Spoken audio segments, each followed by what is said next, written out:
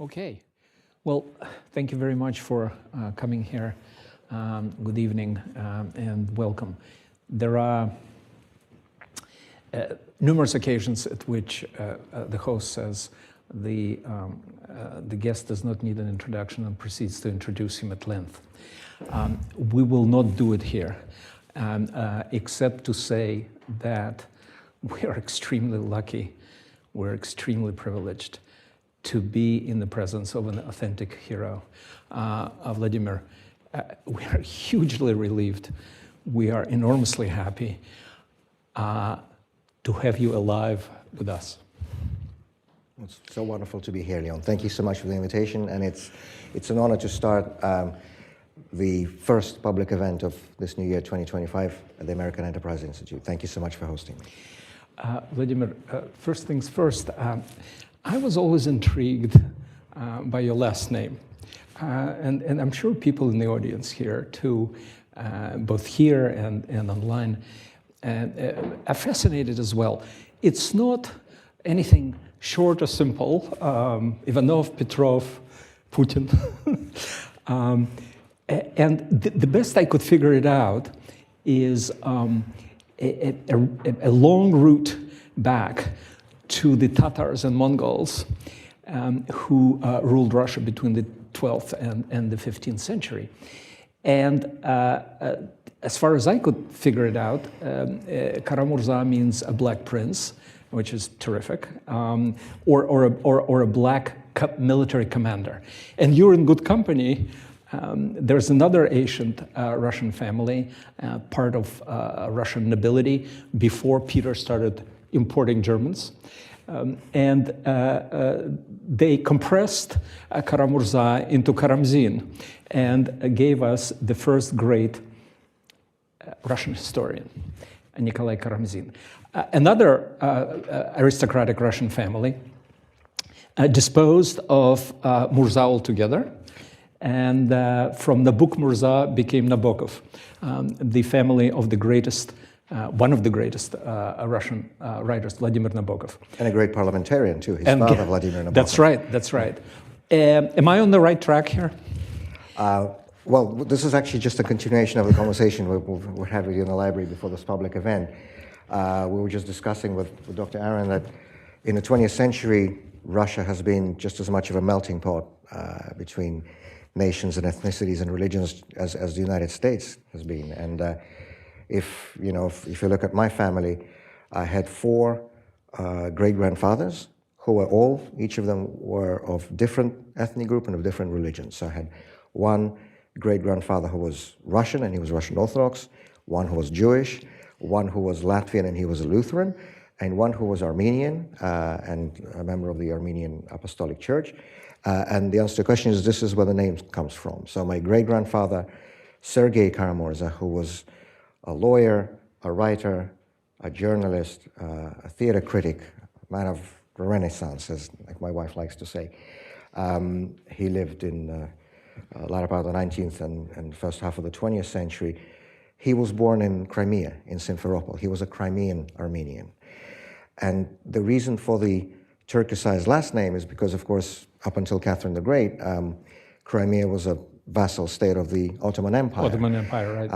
And there are quite a few examples of Armenian names, the names of Armenians who lived under Turkish occupation, who the names are Turkicized. Like Shekhnazarov is another example. They're Armenians, like the Gorbachev's advisor, yeah. And perhaps a less successful example, the film director who is one of the Putin propagandists nowadays. But they're Armenians, but the name sounds Turkic. It's exactly the same reason. Very pretty. Because it was under the Ottoman rule. Very exotic. So to answer your question, that's where the name comes from. But speaking of ancestors, in a much more recent and tragic way, you trace it also to your great-grandfather and great-grand-uncle. One was a Latvian revolutionary and the other one was a diplomat in an independent Latvia between 2 world wars. And of course, both were shot by the NKVD. So your troubles with secret services, Russian secret services, go way back. Right, so actually both of them were also revolutionaries in the Tsarist period in the Russian Empire. And they were both jailed, they were both exiled to Siberia, but the Tsarist regime was much more humane with its opponents than the Soviet one would be. And so under Stalin, my Latvian great-grandfather was arrested in 1937, the year of the Great Terror, and then executed in 1938. We found out his burial place in the early 90s when the archives were at least partially opened, and when, as you know well, and you've chronicled in such detail in your amazing book, Roads to the Temple, the Memorial Society, and all these heroes, that's the only word I can use, who started bringing this history back to life and bringing the names. Возвращение имен, right, the return of the names in the literal sense, as this memorial initiative is called. And so we found out in the 90s that my great-grandfather is buried in Levashova, which is a forest that was an NKVD shooting field. Yes, it was a, and by the way, they were always close to the NKVD dachas because I guess they didn't want to go too far, and then they would, finish killing people and then come home for the evening tea. This is what the system is. And I've seen several of them around the country. I mean, I was in one near Irkutsk in Siberia. That was also by the dachas anyway, same around Moscow. So he's buried there in Levashova near St. Petersburg. But his brother, so my great-uncle, who was, he was indeed a diplomat. He was the first ambassador of independent Latvia to London, to Great Britain, in the 20s. And then he was Latvian consul in Leningrad during the Kirov murder in 1934. And the NKVD accused him of being a foreign co-conspirator. He was declared a persona non grata and expelled from the country. But then, of course, when the USSR came to Latvia in 1940, he was arrested, brought back, and executed. And we only found out his burial place while I was already in prison. It's in Kommunarka, which is another mass execution site in the southwest of Moscow, another big NKVD shooting field. But speaking about troubles with the authorities, even though I'm a historian, it still astonishes me as to how everything rhymes in our history, how some things are just almost literally the same as they were before. Just a few months before my own arrest, I went to GARF, to the State Archive of the Russian Federation, to the reading room to look at the NKVD file of my grandfather. He was also a historian, also a journalist. His name was Vladimir Kara-Murza. I remember him well as a child. He was arrested in 1937, sentenced under the infamous Article 58/10 of the Criminal Code, anti-Soviet agitation and propaganda, like in the Far East. And I was reading his file. It's declassified, so I could read it in full in a civilian archive, not the FSB archive, just a normal civilian archive. And I was reading his indictment from the NKVD in 1937. And it read that he was being sentenced for expressing hostile attitude to the leaders of the party and the government. This is a literal quotation from his indictment. In my indictment in 2022, and then in my sentence in 2023, I was convicted for expressing public hostility to the top leaders of the Russian Federation, including the president of the Russian Federation. I was reading this, and I was thinking, even, the verbal expressions are the same.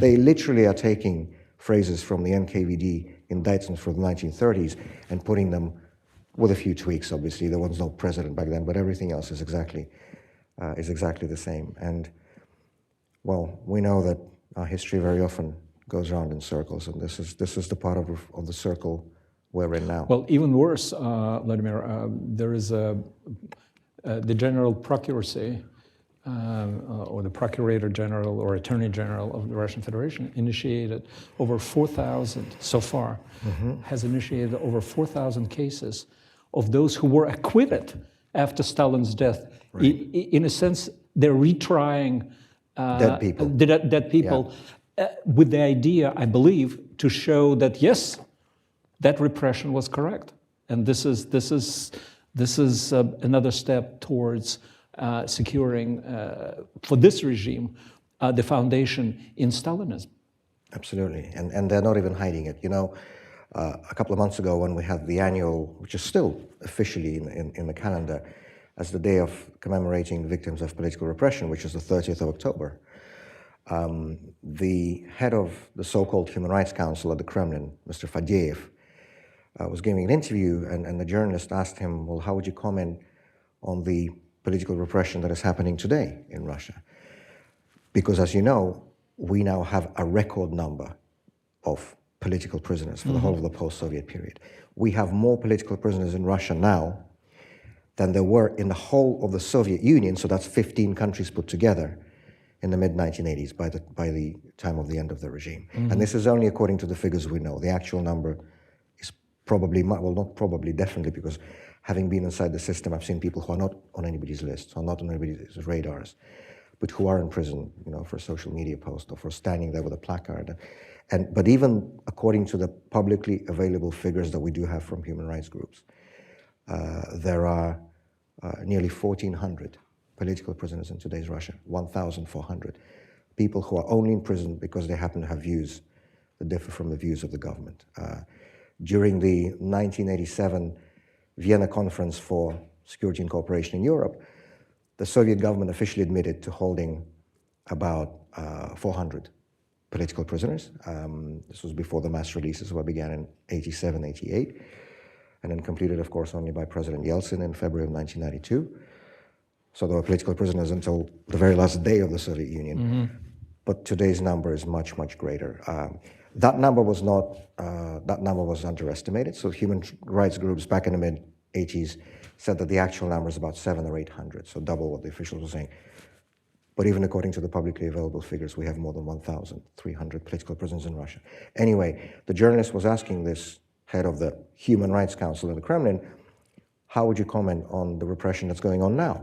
Yes, it's all very well talking about the past and laying flowers at the memorial, which he did, but what about the people who are in prison today for their views? And he said, oh, no. We don't have any political repression in Russia. He said, these are, and this is a direct quote, these are sanitary measures, end of quote. Because these are the people who, in this global conflict between Russia and the West, as the Kremlin propaganda portrays it, these are the people who are aiding and abetting the enemy, so we need to put them in prison. This is not repression, he said. These are sanitary measures. This is the official language coming from one of the top Kremlin bureaucrats. Vladimir, what was your day like in prison? And what was the attitudes of other prisoners towards you? So the latter part of your question I can only answer with regard to Moscow, the pretrial detention, because once I was transferred to Siberia in September of 2023, I was placed in solitary confinement, where I stayed until the exchange, until the end. So this is, by the way, another old Soviet tradition that's been brought back in the current regime, when those political prisoners whom the regime, for one reason or another, considers to be particularly dangerous, are kept in complete isolation. This happened to Natan Sharansky, this happened to Vladimir Bukovsky, this happened to Yuri Orlov, and in the modern day, this happened to Alexei Navalny, this happened to me, this began to happen to Ilya Yashin, but we were exchanged, but he would have been in the same situation, total and complete isolation. But when I was still in Moscow, in pretrial detention, we know from literature, from history, that there have been different periods of interrelationships between the actual criminals who are in prison and the political prisoners. We'll remember, Shalamov and Solzhenitsyn writing about the criminals hating the political prisoners, calling them fascists, robbing them, beating them up, and so on. Solzhenitsyn writes extensively in the Gulag Archipelago about this. But then the situation completely changed by the 60s and 70s and 80s, when people like Bukovsky and Sharansky and Orlov unanimously recall the respect with which the actual criminal prisoners treated the political prisoners. I mean, Bukovsky has this episode in his book when he recalls an old thief being transferred from the prison camp, leaving the prison camp, and before he left, he called his minions and he pointed at Bukovsky and he said, look after this guy. We're all here for our own stuff. He is here for everybody. And I have to say that the current attitude is the same as it was in the 70s and 80s, not the same as it was under Stalin. And the regular prisoners, the criminal prisoners, do treat political prisoners with a certain unspoken respect, very often also with misunderstanding, because they don't understand why anybody would be prepared to go to prison for speaking out, for expressing their views. They don't understand the motivation. But other than that, it's the same relationship that Sharansky and Bukowski wrote about half a century ago.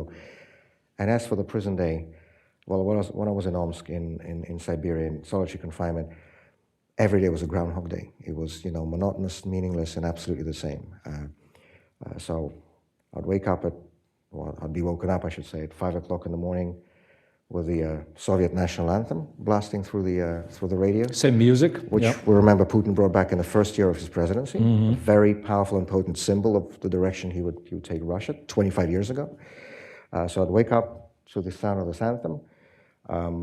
Then I'd have to attach my bunk bed to the wall, where it has to stay until 9 p.m., which is the lights out. So all you can do is basically just walk around in a small circle. So there's no place to sit at that time? There's a small, really uncomfortable stool sticking out of the wall, but you can't really sit in there for long. And it's a very small cell. It's 2 meters by 3. It's almost like a cubicle, really. It's one small window with metal bars under the ceiling, and then there's nothing. And then the whole day is just completely empty. I was only allowed to write for 90 minutes a day, 1.5 hours. They would bring in the letters and the papers and the pens and all my pads and whatever, then they'd take it away again.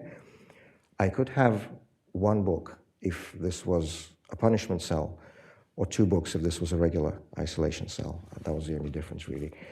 And then for an hour and a half, you have the so-called walk, it's a grand word, but all it is you're taken to an internal prison courtyard, which is also essentially a room not much bigger than the cell, maybe 5 meters by 7. The only difference is instead of the ceiling, you have metal bars and you can see a little bit of the sky on top. And there you just walk in a slightly larger circle for an hour and a half. And then, 9 p.m. is the lights out. You take, your bunk from the wall and you have to go to bed.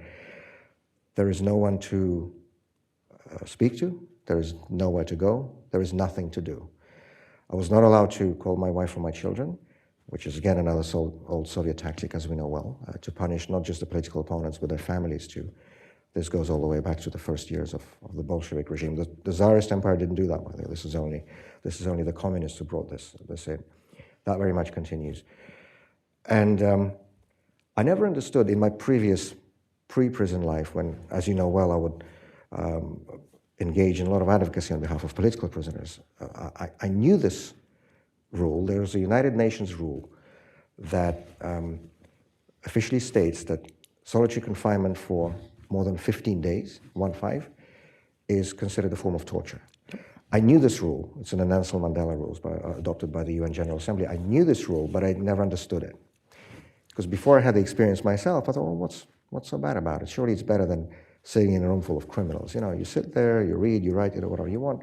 Well, first of all, as I mentioned, they don't allow you to write. They only give you the pen and paper for 90 minutes and then take it away again. But it's not even that. And I think it was Aristotle, right, who said that we human beings are social creatures, exactly, social animals. And we need human interaction just as much as we need water to drink or oxygen to breathe. And when you are just completely deprived of any human interaction, when you cannot as much as say hello to anybody, well, your mind really starts playing tricks on you. And actually after about 2 weeks, so that figure in the UN rules is not random. You start forgetting names, you start forgetting words, you start shouting at walls, you stop understanding what's real and what's imagined. And it's really, really important in this situation. It's really easy to lose your mind, in a literal sense, not a metaphor. It's really easy to go crazy. And the best advice from Soviet dissidents, from past Soviet political prisoners, how not to get crazy in this situation, is you have to fill up your mind with something and your time. And the best way to do this is to learn a new language. So Vladimir Kara-Murza learned English when he was in a Vladimir city prison. Natan Sharansky worked on his Hebrew. And Sharansky also played chess in his head, right? With himself, right, yeah, exactly. With himself, yep. And he, as he writes in his amazing book, Fear No Evil, it was a win-win situation, right? So however it went, he would always win. But I'm afraid I'm not, contrary to stereotype about Russians, I'm not good at chess at all. So I learned Spanish. I made the prison administration ordered me a textbook from a local bookstore. There is that rule in the rule book, and so they tried to smash me with all these rules and all this, you have to walk like this, you have to stand up here. So I thought, okay, I'm going to turn this around, right? And Omsk is crazy, by the way, even by the standards of the modern-day Russian Gulag. Omsk, where I was in Western Siberia, is crazy about procedures. Everything has to be by the minute, by the rule book, by the paragraph. So, when you're doing that walk in the courtyard, if it's really warm and you still have to wear the winter hat, if you take your hat off for a couple of minutes, that's a violation. You're brought before a disciplinary commission, you're given time in a punishment cell. If you undo your button in your cell, that's a violation. There are always cameras around. That's a violation. You're brought before a disciplinary commission, you're given punishment cell, and so on. So at some point I thought, okay, if you're going to do this to me, I'm going to do this to you. And there's a rule in the Russian prison rule book that convicts, inmates, have the right to order, every prisoner has an account where the family could send some money. Mm-hmm. And there's a rule that prisoners are allowed to order books from local bookstores. And so I turned this around on them and I made them order me a Spanish textbook. So I was just sitting there, learning Spanish, not to get crazy, literally. And it's a very good way to fill up your mind, to get away from these recurring, thoughts. Also to fill up your time, because the day is meaningless. And it's very important when you go to bed every night to have a feeling that you've actually done something useful with this day. You haven't just thrown this day out of your life in a garbage bag. And so, apparently I can speak Spanish now. We just took a family vacation, our first one in 3.5 years, together with my wife and kids to Mexico, and guess what? I can actually communicate with them. So how did it go? There's good in everything. They understood you? They did, yeah, they did. They said I speak Spanish like a Spaniard, because the textbook I got, obviously in Russia, they teach the Castilian version, the Spanish version of Spanish. I see. So they picked that out, but it's still mutually understandable. So I would like to remind everybody that, as you mentioned, the UN considers 15 days in solitary confinement amounting to torture. Out of your 27 months in jail, you spend a total 11 months in solitary. That's right. The dreaded SHIZO, which is штрафной изолятор. Right, the punishment cell, exactly. Vladimir, I think there's an elephant in the room, and I have to address that. You had been, before you went to Russia, this, I don't want to say last time, but most recent time, you had been poisoned to death, almost to death, twice. And it was not just possible, but probable that you'd be arrested. And not only arrested, but sentenced to some monstrous term in jail. And that's precisely what happened. As you mentioned in your one of your articles, opinion pieces in the Washington Post. Congratulations, by the way, on your Pulitzer Prize. Thank you so much. You were the first one of the public, among those who opposed the regime publicly, and say so, that was charged with treason, and you became a traitor. And yet, you did go. We checked, by the way, forgive me for interrupting, just on this point before we get away from it. I asked my lawyers to check when this happened, when I was charged with treason, just for making public speeches against the government. I asked my lawyers to check when was the last time this happened. And so they went, my lawyer, Vladimir Prokhorov, was also actually a historian by his first education, so it's the best of both worlds in one. So he went to books in the archives and so on. The last time was February 1974 with Alexander Solzhenitsyn. He was charged with treason for the book, for the Gulag Archipelago. So not passing secrets, not conspiring with any, just for the book. And me, it was 5 public speeches. When I got my 25 years, the police convoy, I was being escorted back down into the cellars of the Moscow City Court in handcuffs. The commanding officer of the police convoy turned to me and asked, "Did you really just get 25 years in prison for 5 public speeches? Because that's all that was in my indictment." And I turned to him and I said, "Well, yeah, I guess I just did." And he looked at me again and said, "Well, I hope they were good." I said, "Well, that's probably for these people to decide." But anyway, I'm sorry for no, that's fine. It's just on that point. That, well, yes, this hasn't happened for half a century. And the question is, Vladimir. So knowing all of this, you still had gone on to Russia your last time, even knowing what was awaiting you. Could you talk about this a little? I'll start with a story. not my own, but one I was a witness to. In the mid-2000s, there was an initiative from the Russian Democratic Opposition to nominate Vladimir Bukovsky, who's already mentioned several times in this conversation, one of the most prominent Soviet-era dissidents, a long-time political prisoner, a writer, a scientist, in many ways, Russia's would-be answer to Václav Havel. There was an initiative to nominate him for president of Russia. Of course, it was a purely symbolic initiative because when Putin came to power, we had no more elections. But this was just a sort of a symbolic gesture by those people in Russia who did not want to accept this regime led by the KGB. So thought, what would be the best answer to this? And nominated Bukovsky. He renewed his passport. He came back to Moscow because he'd been living in the West after the famous exchange in 1976. And we had a rally on Triumphальная Square, which is the former Mayakovsky Square, which is, of course, where the Soviet dissident movement originated back in 1960. And it was Bukovsky who originated these banned poetry readings that gave start to the samizdat and to the dissident movement. And so he spoke, and it was very emotional, a lot of people. And then after the rally was over, one woman came up to him, and I was standing next to him. I heard this conversation in full. She came up to him, and she asked, "Why did you decide to return to Russia? Do you really believe that you're going to change anything here?" And he looked at her and said, no, of course I don't believe that. But I returned because people are starting to be afraid again. And when people are starting to be afraid, you have to come and stand next to them and say, here I am. I'm not afraid. I had goosebumps when I was listening to him speak to that woman. Look, I'm a politician. I've been doing this for 25 years. Exactly 25 years. I came to work with Boris Nemtsov in November of 1999. It's more than 25 years now. I've always believed that those people who aspire to be public figures, who aspire to be political leaders, have a responsibility that transcends, considerations of personal safety, of personal comfort. What would all my words be worth if I didn't back them up with my own life? What moral right would I have to ask my fellow Russian citizens to stand up to the Putin regime, to the Putin dictatorship, if I was too scared to do it myself? I was remembering these words by Bukovsky. When people are starting to be afraid again, you have to stand next to them and say, here I am, I'm not afraid. Because that's the public example. And look, there's nothing exclusive in this. Boris Nemtsov did not leave Russia. Mikhail Khodorkovsky did not leave Russia. Alexei Navalny came back to Russia.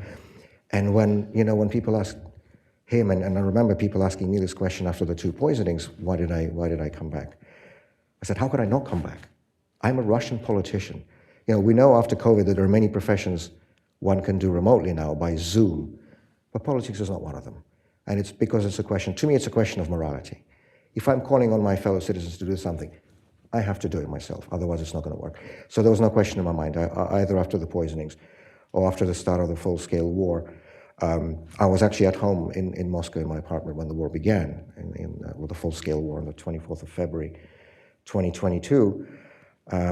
And then what the regime did, they gave, if you recall, they gave a few weeks for those people who wanted to leave. Because for them it's easier than having to deal with all the public opinion and all the journalists and all these trials and so on. It's easier for them to let people leave. And so they gave a few weeks before they started these arrests. The arrests began about mid-March, or late March even. In your case, in April. In my case, it was April the 11th. Yep.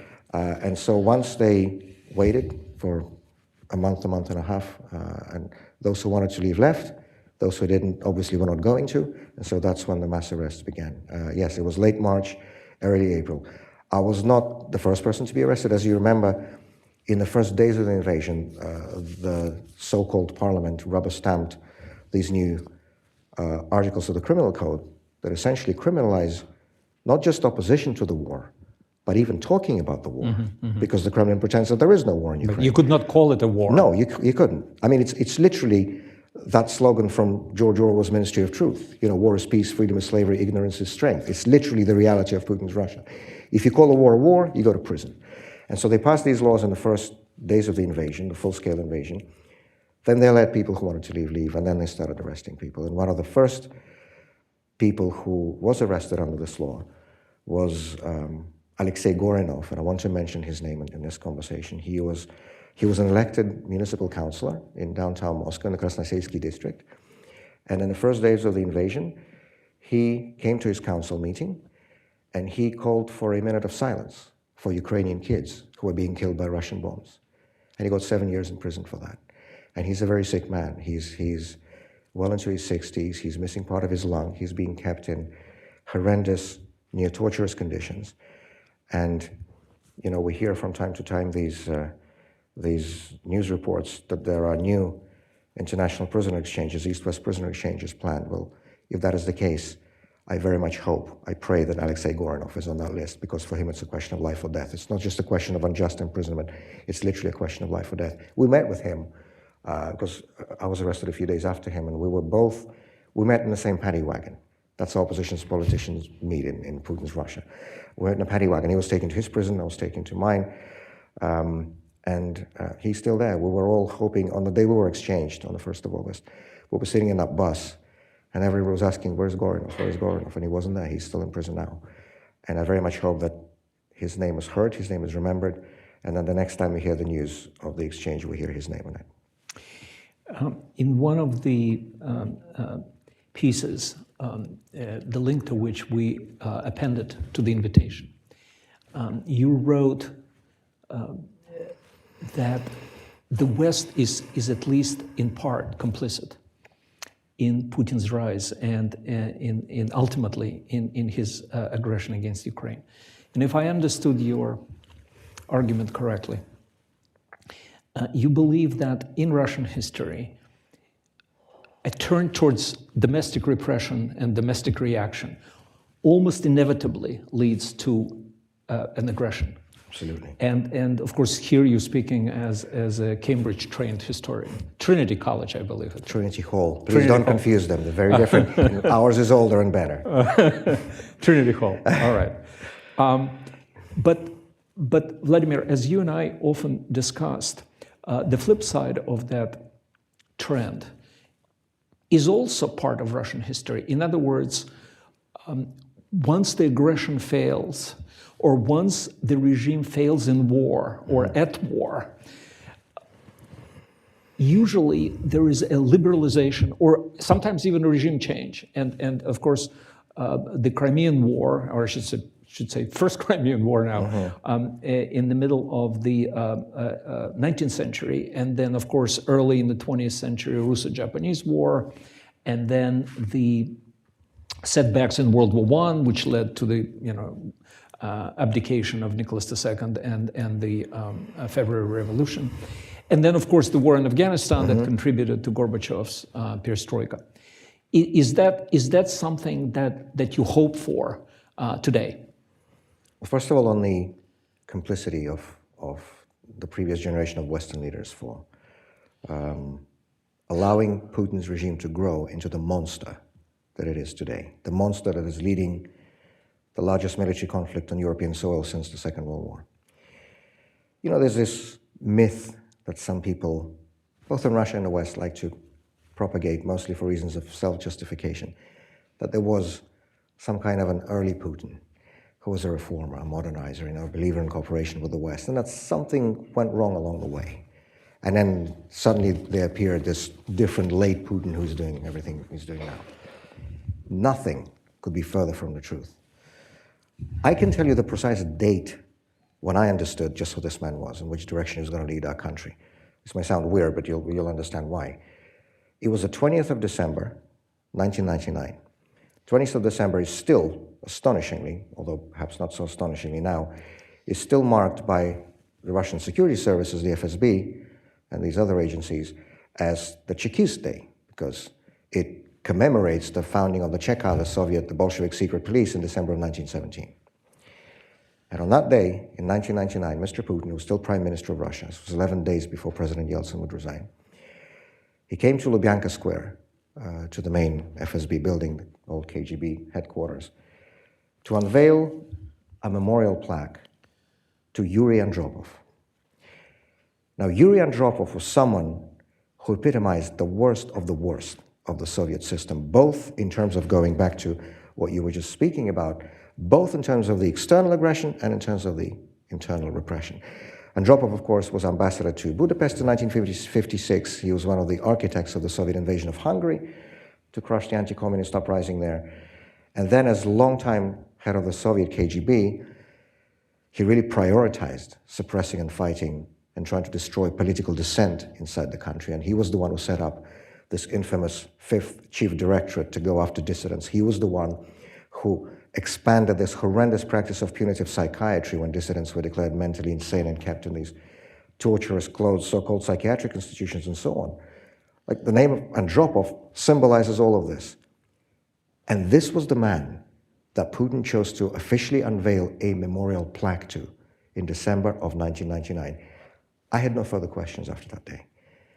Russia is a country of symbols, as you well know, and he could not have chosen a more potent symbol to signal which way this was going to go. And then it began straight away. We already talked about the Stalinist national anthem that was brought back in the first year. He began going after the independent media, destroying one after another all the independent television channels. He began going after the opposition, expunging it from parliament and turning parliament into a rubber stamp, or as famously described by Boris Gryzlov, one of the founders of Putin's United Russia Party, parliament is not a place for discussion. I think that's going to be one of the phrases that will go down in future history books to describe the Putin regime. Then he began going after political opponents, initially imprisoning them like Khodorkovsky in 2003, and then, of course, began to murder them. And all this time, while this was happening, while the direction was painfully clear to anybody who was willing to see,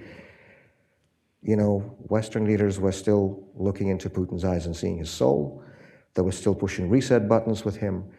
They were giving him red carpet treatment, inviting him for international summits, buying oil and gas from him, of course, providing a financial base for his regime. And what was he to think, Putin? That it's okay, he can do whatever he wants. I will never forget. I don't want to pretend this is just about the US, not at all. This is about Europeans too.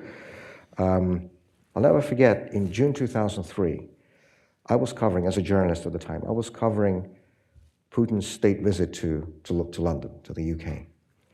It was happening literally, this is not a hyperbole, literally 2 days after Putin's regime pulled the plug on the last nationwide independent television network in Russia, TVS. It was switched off on the 22nd of June 2003. On the 25th of June 2003, Putin was riding with the Queen of England in a horseback carriage down the Horse Guards Parade in London. And he was treated to this lavish banquet at the London Guildhall with people drinking champagne. He was riding with the Queen, right? Absolutely. Yep. And singing, he's a jolly good fellow and all that. And I was standing there looking at this, and what is it? What is this? This is incredible. And, obviously all these Westerns, they're not idiots. They understood perfectly well where this was going, but I suppose for reasons of realpolitik, they wanted to just close their eyes, turn a blind eye on all the domestic repression that was happening already inside Russia, in a hope of finding some sort of a modus operandi with Mr. Putin on the international arena. Well, first of all, to me, such a policy stance is completely immoral, but also it was very impractical because, as you just mentioned absolutely rightly, in Russia, we know this. In the modern history of Russia, internal repression is always followed by external aggression. They're two sides of the same coin. A government that does not respect the rights and freedoms of its own people is not going to respect the civilized rules of international behavior or international norms. Why should it? They're two sides of the same coin. And so those Western leaders who, for years and years, have placated Putin and appeased Putin, as if history needed another lesson of what appeasement of dictators leads to, those Western leaders do bear, in my view, a significant responsibility for what is happening today in Ukraine, because they have allowed this to happen. Vladimir, you share your first name with Putin and Lenin. I prefer other analogies. But you also share it, of course, with Vladimir Bukovsky. Right. Somebody whom you respect and whose friend you have been for a long time. Yes, as you mentioned, there's the power of symbols, and your name almost symbolizes this sort of two tendencies in Russian history, in Russian psyche, sort of the unlimited, cruel power, complete subjugation of people to a ruler, and at the same time, the dignity and freedom. And you and I talked about it a lot. I was always struck by the force of your argument about the Russian people's ability to choose wisely when they're given free choice. Right. And I believe you even wrote about this. Even the first Dumas, the 4 Dumas under the Tsarist regime from 1906 to 1912, when the playing field was completely uneven, restrictions to promote or give more votes or get more votes for the nationalists and reactionaries. And even then, the cumulative vote for the centrist parties, Octobrists, the cadets, and moderate socialists were always the plurality in those elections. And of course, as you like to point out, even the elections to the Constituent Assembly in November, December 1917, already after the Bolshevik takeover, during the time of inflation, in tremendous dislocation, and war brought about by the horrendous setbacks of the Russian army in World War I, even then, the Bolsheviks did not get more than a quarter, could not get even a quarter of the votes. Right. So this is something that is something that you believe in. You believe that given free choice, the Russian people again and again demolish the stereotype about liking the knut on their backs and the so-called strong arm. Right. And there's this offensive, but most importantly, false stereotype that some people, some nations, some cultures are just not fit for democracy. They just can't do it. This is not how they are. I think the best response to this so-called argument came from President Reagan, who in his Westminster speech in 1982 called it cultural condescendence or worse. These are his words, worse meaning, I presume, racism, because this is what it is. As a historian, I prefer to deal with facts, not with stereotypes. And if we do look at the modern history of Russia, it is unfortunately true that the Russian people did not get many opportunities to freely choose between democracy and dictatorship. But when they did, they inevitably chose democracy. And to me, the 3 most striking examples are 1906, 1917, and 1991. So in 1906, the first ever parliamentary election in the 1,000-year history of Russia brought about, as you mentioned earlier, the defeat, the humiliation for the Tsarist regime in the Russo-Japanese War, and led to a constitution, the first constitutional monarchy in the history of Russia, and the creation of a national parliament. And in that parliamentary election, 1906, that election was overwhelmingly won by the cadets, the Constitutional Democrats Party, which advocated for a British-style constitutional parliamentary monarchy for Russia, as many European countries still are today, as we know. That's what they advocated back in 1906. And they won the election overwhelmingly. And supporters of the Tsarist autocracy that controlled all the levers of power failed to win a single seat in the Russian parliament, 0. This was 1906. 1917, which you mentioned, the election to the Constituent Assembly, which was the first election in the history of Russia to be held under universal suffrage, both male and female suffrage. The freest election at that time anywhere in the world. Absolutely. Certainly in Europe. Right. I think New Zealand already had the women's suffrage before, but in Europe, yes, it was the first. And also the election law at the time was considered to be the one among the best in Europe. And that election was held, as you mentioned, weeks after the Bolsheviks had seized power unlawfully in a coup d'etat, and they lost that election overwhelmingly to the SRs, a party that was also on the left economically, but that wanted a democratic parliamentary republic, not a dictatorship of the proletariat. And then, of course, the final example is something that happened within my own lifetime, and something that you describe extensively in your seminal biography of Boris Yeltsin, the presidential election in June 1991, the first ever direct election for head of state in the 1,000-year history of Russia, when Boris Yeltsin, who was the candidate of the pro-democracy opposition, defeated former Soviet Premier Nikolai Ryzhkov, who was nominated by the then still ruling Communist Party of the Soviet Union by 57% to 17 in the first round. These are facts, these are not stereotypes. And so yes, I absolutely reject this notion that somehow, Russians don't do democracy, they want a strong hand or whatever other stereotypes exist out there. This is complete nonsense. There are so many countries about which this was said in the past. Just a few decades ago, democracy seemed as distant in Brazil or South Korea or Spain as it does today, in Russia or Belarus or Venezuela. But look, all these countries have managed it. We are no better, but also no worse than any other European nation or any other nation. And yes, I have absolutely no doubt that Russia will be a democratic country, and I think this is going to happen much quicker than people may expect today. Well, let's talk about the details of this future transition. You've written extensively about the mistakes of the Yeltsin Democrats, and one of them was their reluctance, in part because of the pressure from the West, their reluctance to engage in widespread lustrations, right, meaning banning former Soviet officials of a certain rank, and certainly those in secret services, from ever being in the government again and working as politicians.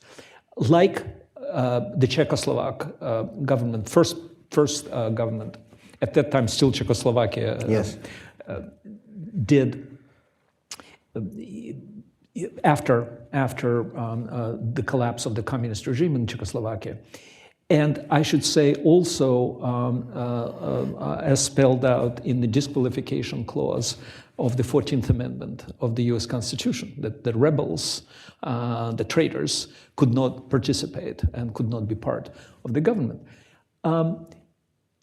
Is that something that ought to be among the first steps once the regime collapses? And on that, Vladimir, there's sort of a smaller footnote. To me personally, there is, in terms of when this happens, there is not much intrigue in Russia's short-term history. The Putin's proto-fascist or neo-fascist dictatorship will collapse in the same way others did before, or others have before. That is, either with the dictator's death or a smashing defeat in a war.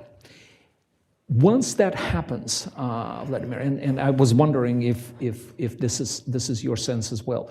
Once that happens and the transition begins, what ought to be the first steps, including, of course, as I understand, lustrations?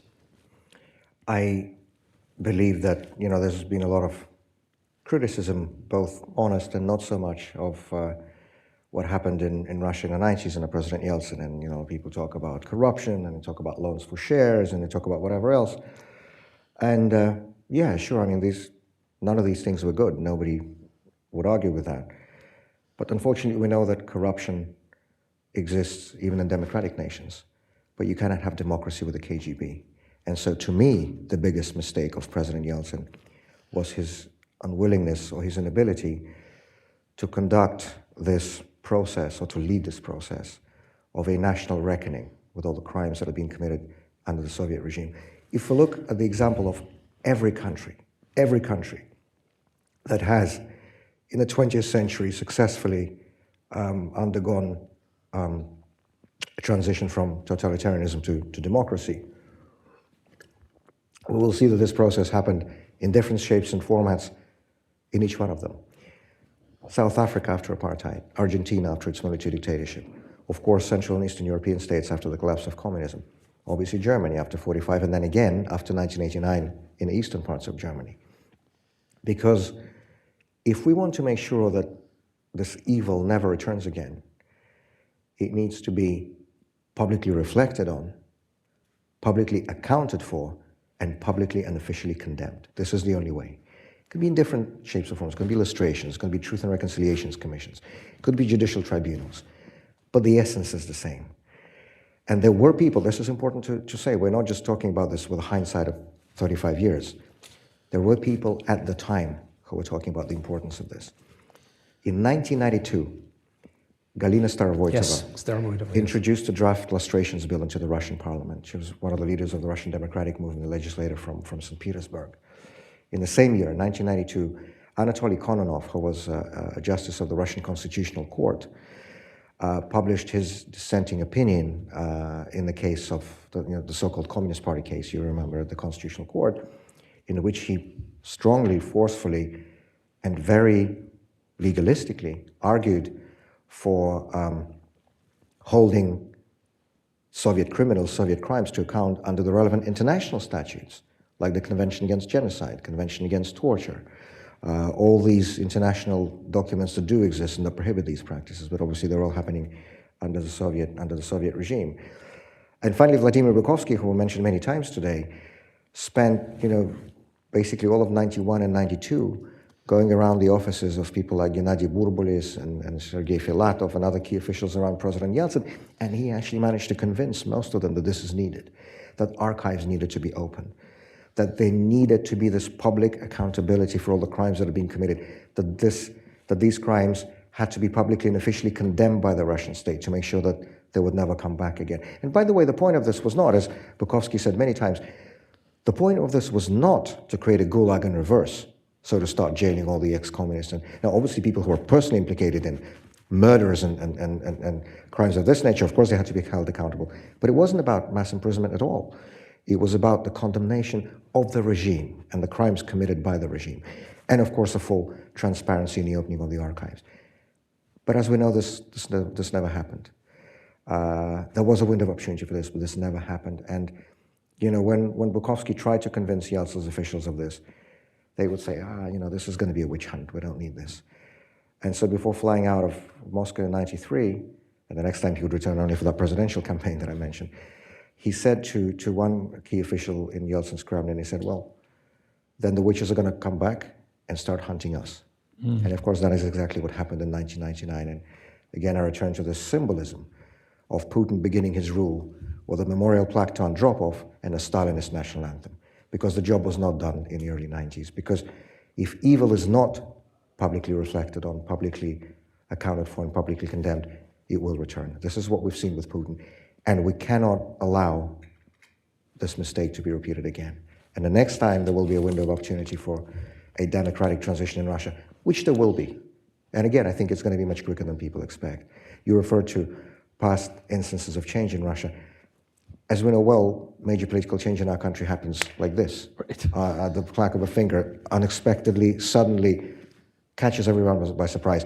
Both the Romanov Empire in 1917 and the Soviet regime in 1991 collapsed in 3 days, literally. This is the way it's going to be next time. None of us knows when or how, but it will happen, and we have to be ready for it. And this is, I think, one of the biggest responsibilities of the Russian democratic opposition, is to get ready now for that future transition, because next time we really need to make sure that this evil never returns again in any shape or form. Vladimir, it's a very tall order, as you know better than anybody. So much poison has been injected into the minds and hearts of the Russian people in the last 20 years. You mentioned in one of your articles 2-minute hates from Orwell's 1984, right. Except it's not 2 minutes. Except it goes on for hours on television. And what with militarized patriotism and what with Победобесие, which is the glorification of war and violence under the guise of celebrating the Soviet Union's victory over Nazi Germany. If I understood you correctly, and I think this is what you were saying now, at least the first step, I mean, there are many steps, but the first step is an honest reckoning, an honest history of the Soviet regime and of Putin's regime. And incidentally, I wrote about it, and you also wrote about this. Putin now is rewriting history because he knows. Orwell in 1984 also said, those who control the past control the future, and those who control the present control the past. And this is what he's doing now. He's rewriting history. There's this horrific new textbook for high school. We're not going to go into that now, but it's mind-boggling. So the first thing you would suggest doing is to tell the truth about the past. Absolutely. Society needs to be made aware of all the crimes that have been and still are being committed in its name. They have to be made aware because, well, first of all, as astonishingly as it may sound to people living in a free country in the 21st century, a very large part of the Russian population is not even aware, for example, of all the horrors and the war crimes that are happening daily in Ukraine, being committed by Putin's forces, because obviously if you watch Putin's television, you'd hear nothing about it, and all the independent media, what remained of them, were completely destroyed in February and March 2022. Novaya Gazeta was closed, Echo of Moscow radio station was closed, TV Rain was closed. And there is almost, total internet blackout and internet censorship in Russia. So all these websites, they're blocked and they're not available except with VPN technologies. And so again, as astonishing as it sounds, a large number of Russian citizens do not even know what's happening. And so yes, absolutely, that's the first step, to tell people the truth. And by the way, Russian people, most Russian people, are normal people, just like people in other countries. Normal people prefer peace to war. Normal people would be horrified at the thought of civilians being killed and kids being killed and hospitals and schools being bombed. But a lot of people don't know about this. I'll give you one specific example from my prison time. When I was initially in the prison in Moscow, in Vodnik, prison number 5, I was initially put in a cell, and this actually may go to partly to answering your question why we are held in such isolated conditions. Initially, I was put in a cell with 6 people, so me and 5 others. And these were just regular people, and who have been for more than 20 years, as you said, subjected to Putin's TV propaganda every day. So they thought this was April 2022. The war was in its 2nd month. And all of them, all the other 5 except me, thought of the war in Ukraine what they were told to think of the war in Ukraine, or excuse me, of the special military operation in Ukraine by Putin's television. And I tried to be very patient, and I would speak to them, I would explain to them, I would give people the facts. And I can tell you that after a month, everybody else in that cell thought the same thing as I think about this criminal war. Not because I said something brilliant or genius, I didn't. I just gave people the facts. And again, most people in Russia are normal people like in other countries. When they're given the facts, they can make up their minds. But people need these facts. And by the way, I know we're talking about the future and this process of reflection, but that's actually something really important to be speaking about today. Because to me, one of the biggest, you mentioned, of course, the war in Afghanistan and the economic troubles, and that's all absolutely true, but to me, one of the most important factors in the collapse of the Soviet regime in the early 90s was the fact that that system, that regime, had become delegitimized in the eyes of a large number of its own citizens. And what helped make that happen were the Голоса, the radio voices, the radio broadcasts. Voice of America, Radio Free Europe, the BBC, Deutsche Welle, and all these other broadcasters who would beam their signals, the shortwave radio signals across the Iron Curtain to reach millions, tens of millions of people inside the Soviet bloc in their own languages, Russian, Ukrainian, Czech, Polish, Estonian, all of these languages. And there were internal KGB reports that were declassified in the early 90s that showed that up to 15%, 1/5 of the adult population of the Soviet Union were regular listeners of these foreign radio broadcasts. That is a huge number, and it was high in the big cities. And those people who were teenagers listening to, Radio Liberty in the 70s, were the 30-somethings who went to the White House in August 1991 to the barricades. There's a direct link. And so I think one of the most important, one of the most responsible things for Western countries to do now is to help reach Russian citizens inside of Russia with truthful and objective information in the Russian language to try to open people's eyes into what's actually happening. Because again, I think like last time, this will be one of the most important factors in bringing down this system, because at the end of the day, as we both know, any changes can only come from the inside. They cannot and they should not be imposed from the outside. Changes can only come from Russian society. And it's really important to help reach Russians with the truth that the Putin regime is denying them. Vladimir, this is what you said in your concluding statement at the trial. I know that the day will come when the darkness over our country will dissipate, when black will be called black and white will be called white, when at the official level it will be recognized that 2 times 2 is still 4, when a war will be called a war and a usurper, and when those who kindled and unleashed this war, rather than those who tried to stop it, will be recognized as criminals. This day will come as inevitably as spring follows even the coldest winter. And then our society will open its eyes and be horrified at what terrible crimes were committed on its behalf. From this realization, from this reflection, the long, difficult, but vital path towards the recovery and restoration of Russia, its return to the community of civilized countries will begin. Even today, even in the darkness surrounding us, even sitting in this cage, I love my country and believe in our people. I believe that we can walk this path. This is beautiful, and it probably is the right time to stop our chat for a moment and go to questions. But first, Vladimir, thanks so much. Thank you so much. Thank you for this conversation.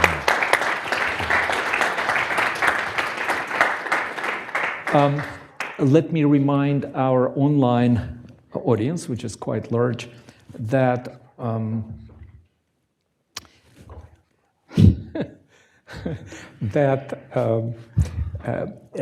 as indicated in our invitation materials and RSVP materials, please submit your questions to joe.saylor@ai.org. In the meantime, I'll go to questions here.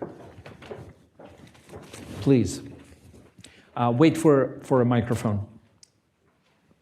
Thank you. Hi, my name is Laura Kelly. I cover foreign policy for The Hill. Thank you so much for coming out tonight. I wonder, Vladimir, have you been in touch with anyone from the Trump team, anyone related to the Trump team? And do you have any recommendations for what conditions they should demand for talks between Trump and Putin? Thank you so much for the question.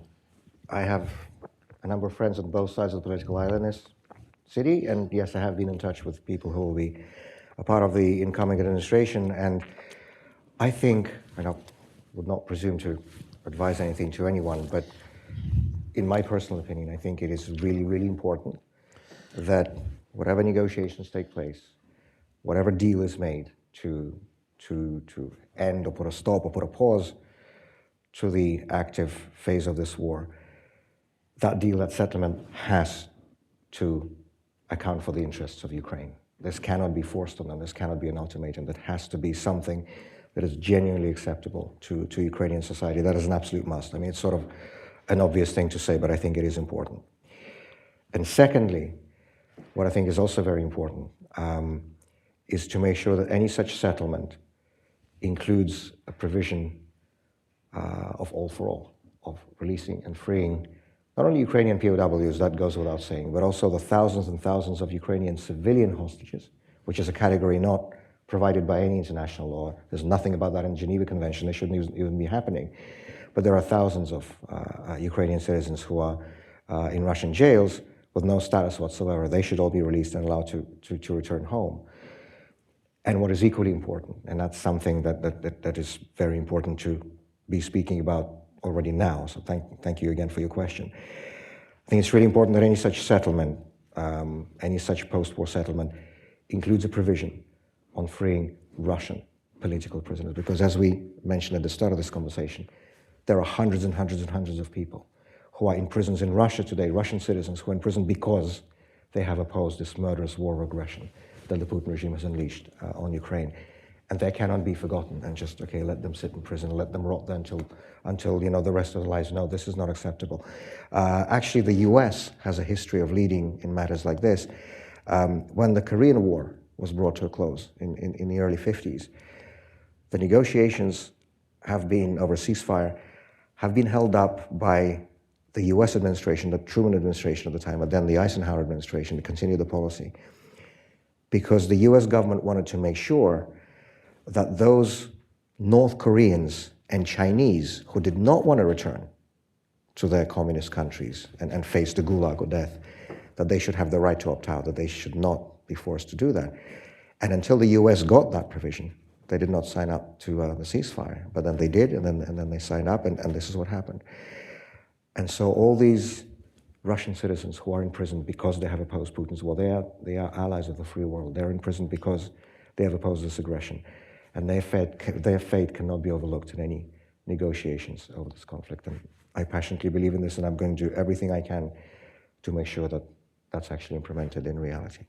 Because for many of these people, as we already discussed, it's not only a question of unjust imprisonment. I mean, that in itself would be unacceptable. But it's literally, for people like Alexei Gorinov, it literally is a question of life or death. More questions? Yes, please. Brady. Thank you. Hi there, I'm Brady Afric from the American Enterprise Institute.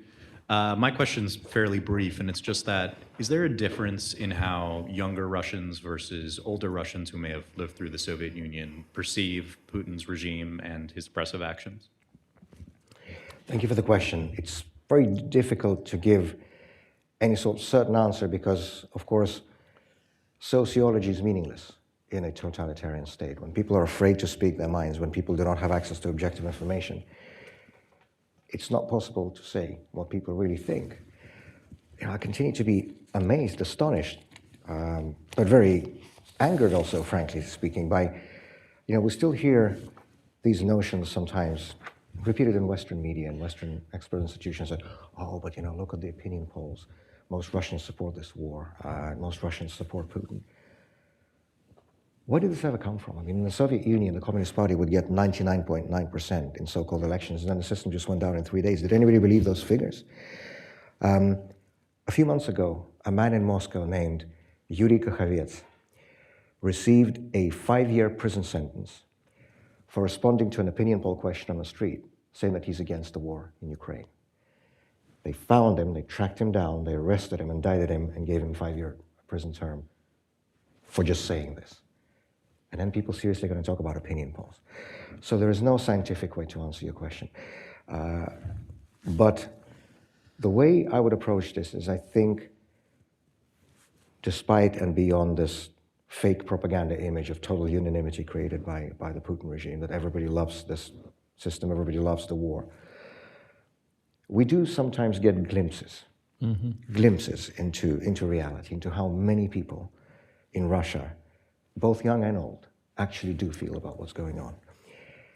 And one such glimpse, one of the most vivid ones to me, came actually exactly this time last year, January, February, in the midst of our so-called presidential election campaign, when Putin was running alongside a couple of handpicked clowns on the ballot.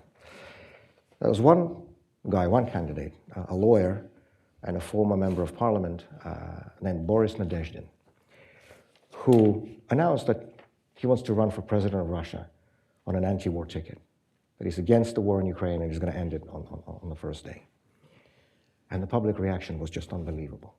All over the country, suddenly, there were massive long lines, hours-long lines of people, again, both young and old, formed at his campaign headquarters of people who wanted to sign the nomination papers to get him on the ballot, because in order to get on the ballot, you need to get a certain number of signatures.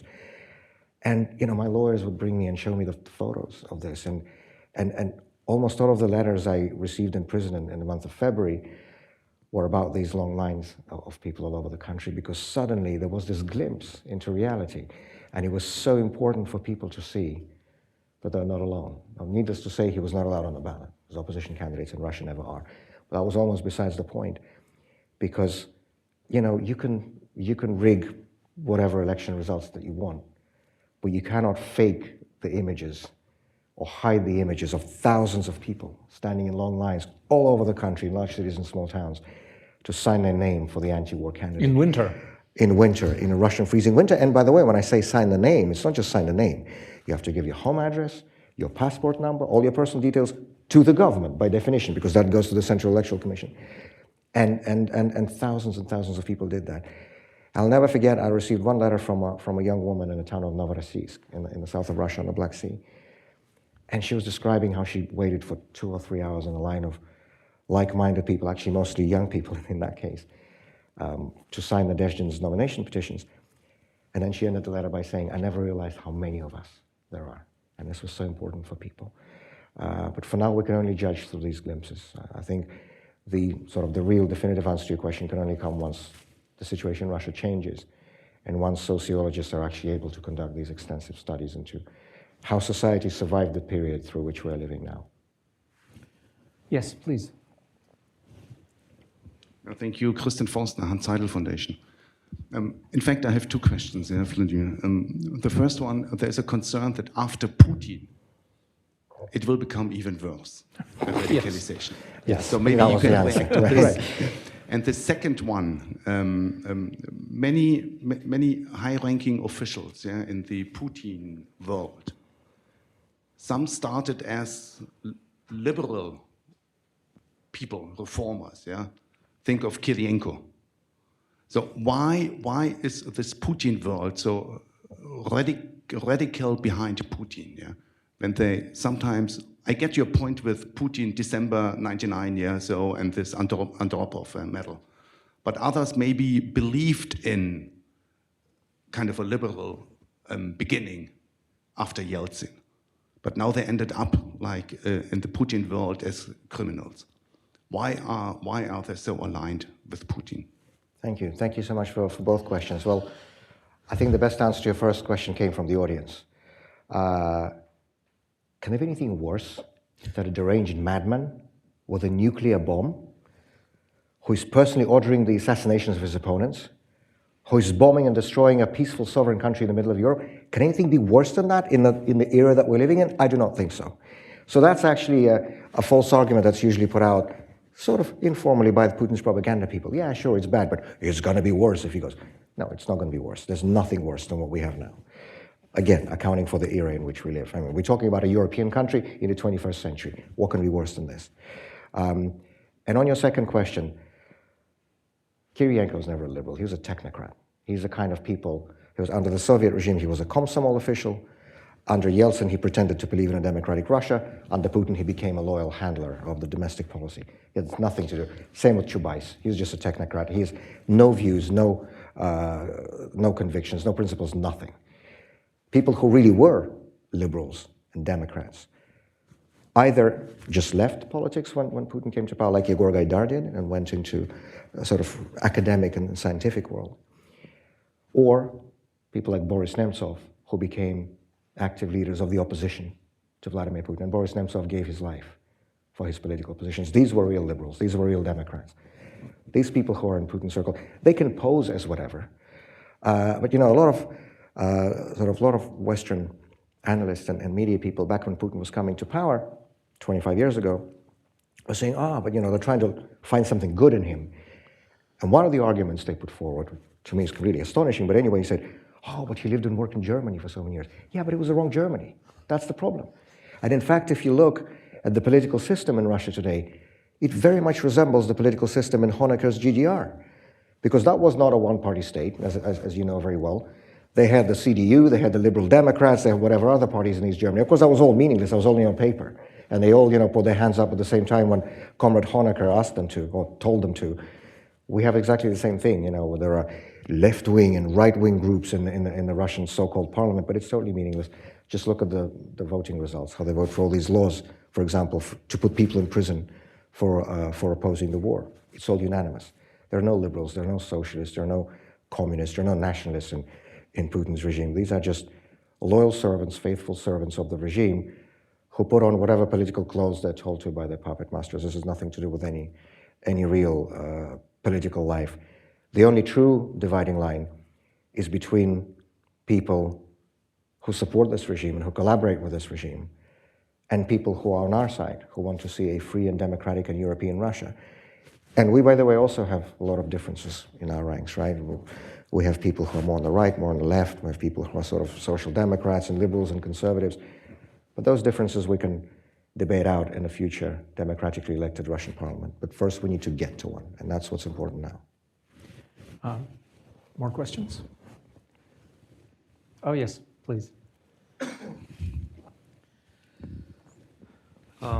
No, thank you. My name is Mikhail, and first of all, I'm from Moscow, and so for me it's both surreal and an honor to hear you speak, Vladimir.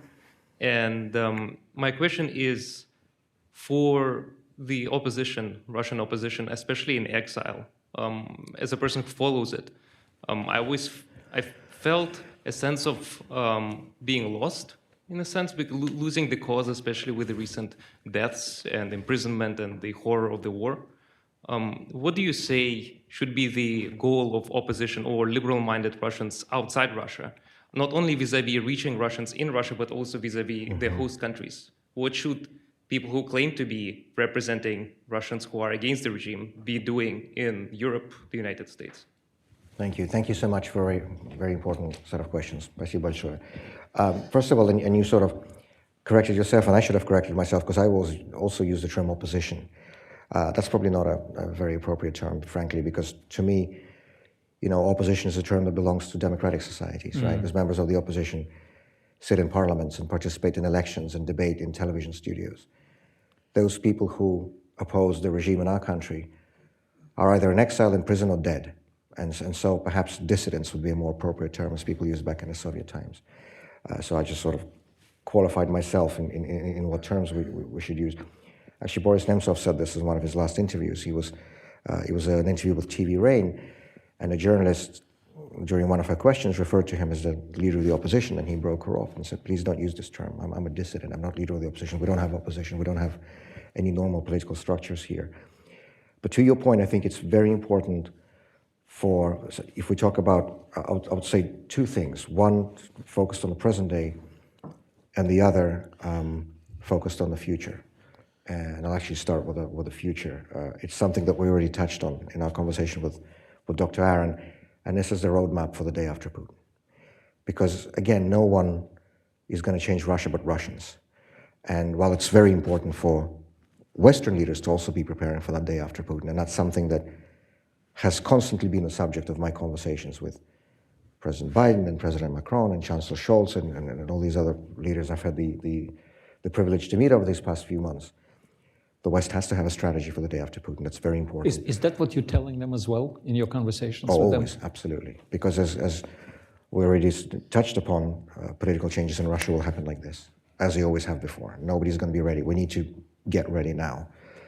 But talking about Russians specifically now, to your question, only we can change our own country. And so I think it's very important for us, whether we are inside or outside the country, to work on that strategy, to work on that roadmap for the day after Putin. Because when that time comes, and it's going to come like this, it's going to be too late to start deliberating and thinking and planning. The planning phase is now.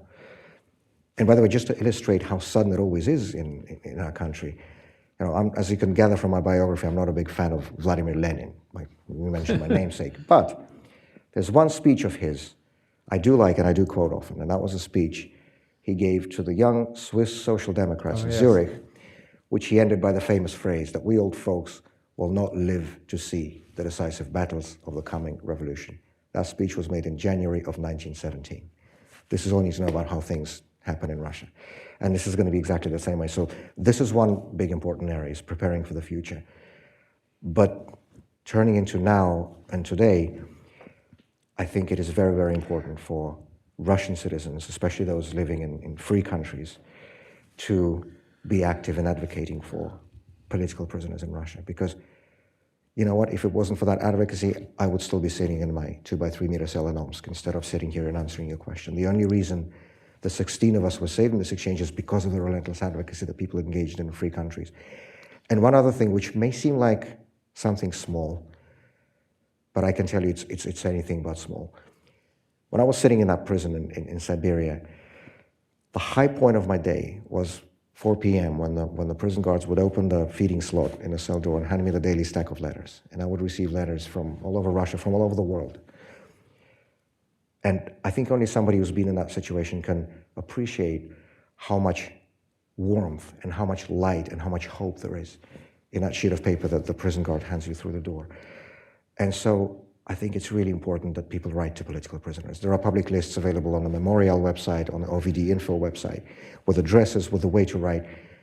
Please write to political prisoners. It's only a few minutes out of the busy day, but it can mean the difference between surviving or not, between keeping your sanity or not. This is really, really, really important. I have a question from the audience, from Daniel Schmidt, which probably will be the last question we'll take. Vladimir, I know my introduction to this question, I know you're a practicing Orthodox Christian.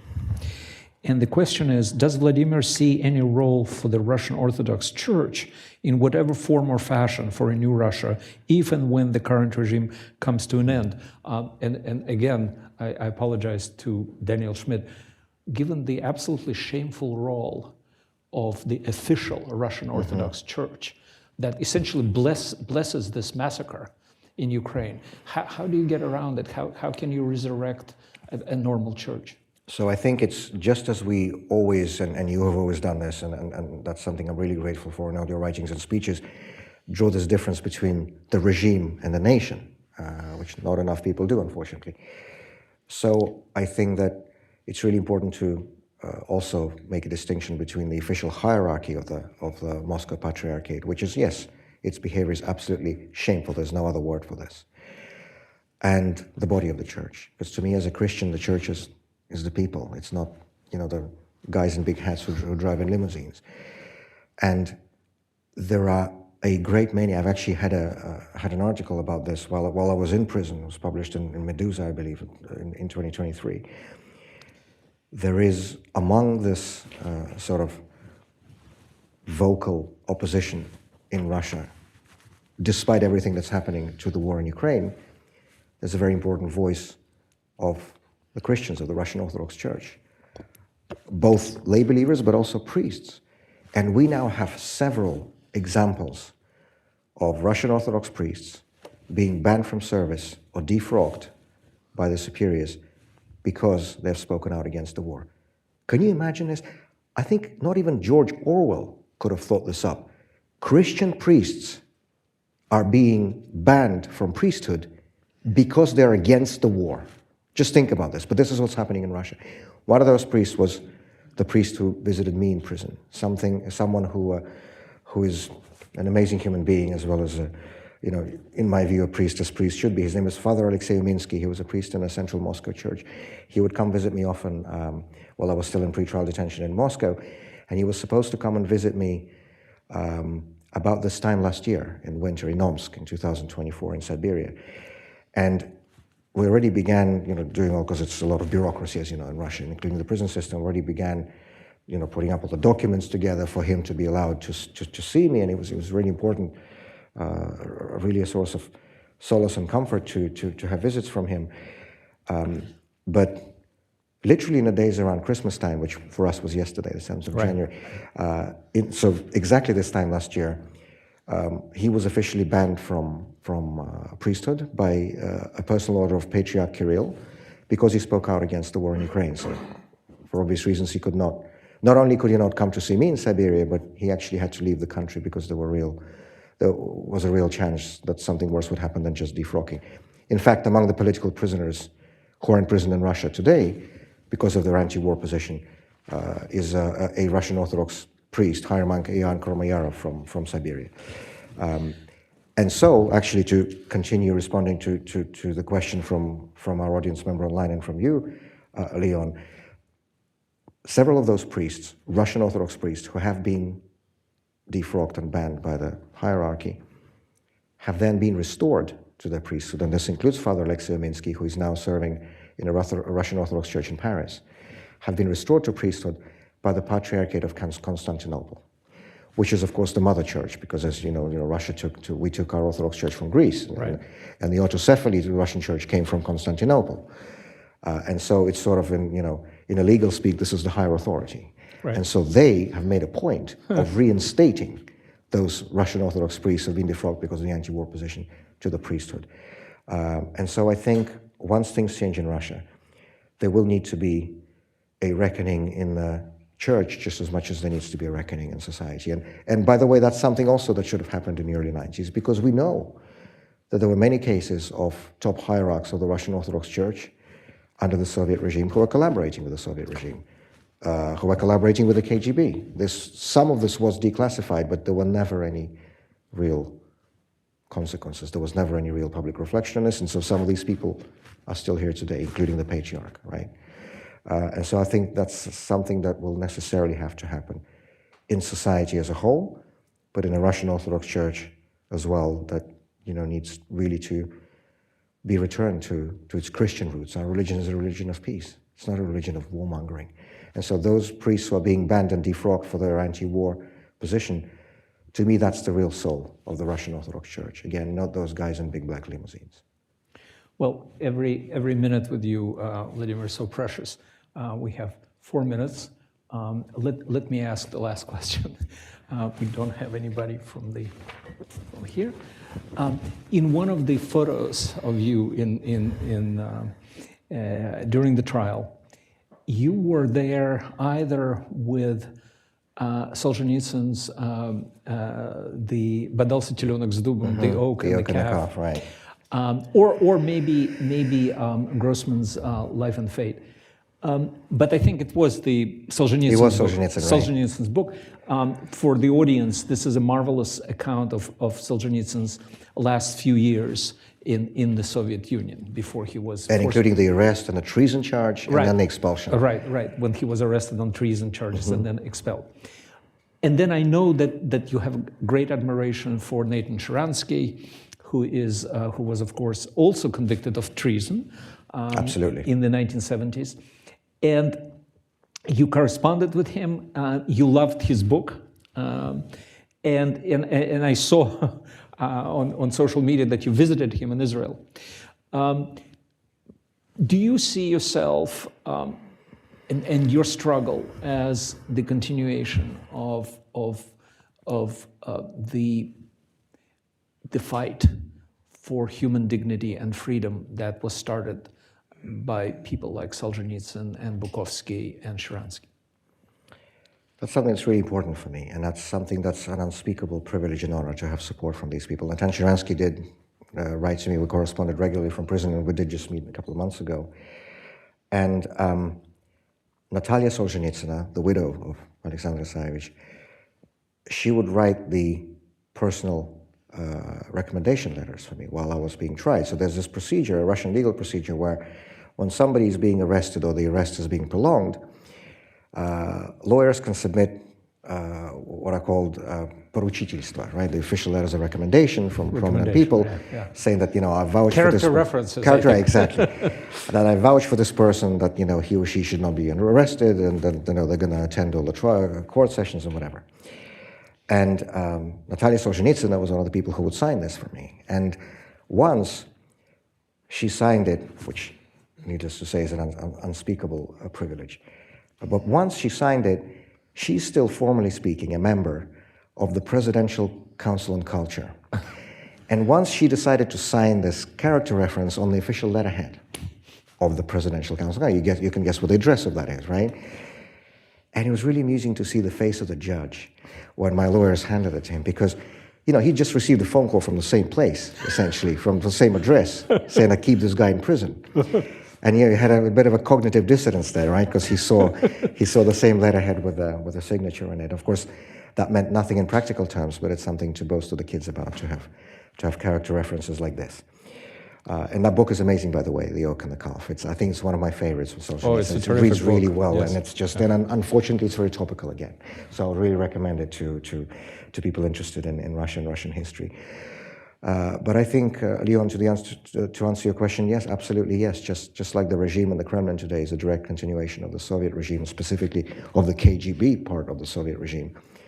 So the people who are standing up to it, obviously, accounting for the changes in technologies and just changes of our reality of life. I mean, we don't do samizdat anymore because there are other ways of doing this.